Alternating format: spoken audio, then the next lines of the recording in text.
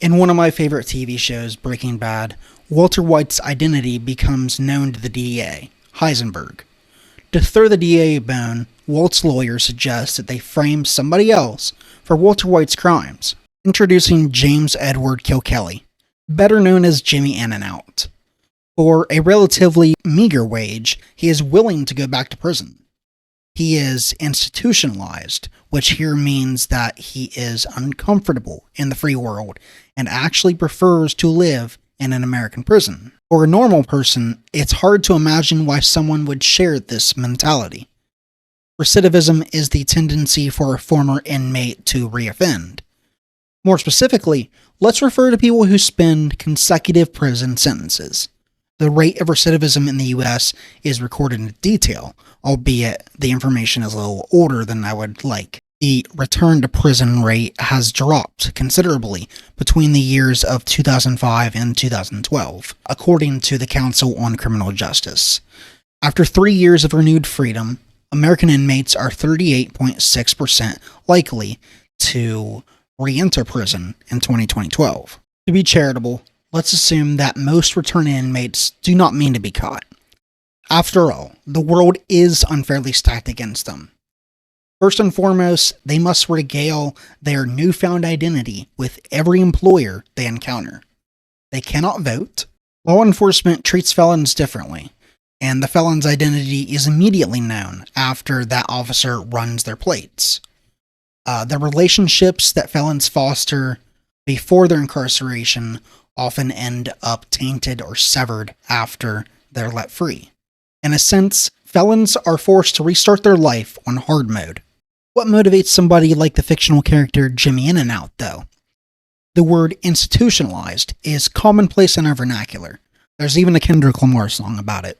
My theory on why this mentality exists is because of Stockholm Syndrome.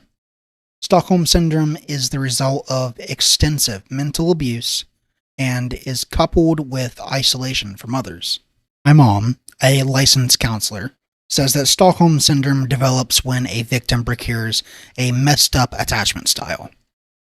The psychological framework of attachment theory suggests that there are 4 primary patterns of attachment to others, according to the Cleveland Clinic. There is secure, anxious, avoidant, and disorganized attachment. A secure attachment to one's parents is generally seen as a positive trait. Babies that fit this classification are comforted when their parents return to their company. Disorganized attachment is less common and is characterized by irrational behavior and being unpredictable or intense in their relationships. In my layman understanding, it seems that victims of Stockholm Syndrome borrow traits from both of these attachment styles. Persisting in an objectively bad environment causes them to feel secure. But at the same time, their attachment to their captor is undeniably irrational.